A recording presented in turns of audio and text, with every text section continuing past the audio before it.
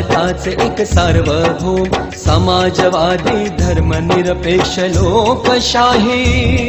गणराज्य घडवण्याचा त्याच्या सर्व नागरिकास सामाजिक आर्थिक व राजनैतिक न्याय विचार अभिव्यक्ती विश्वास श्रद्धा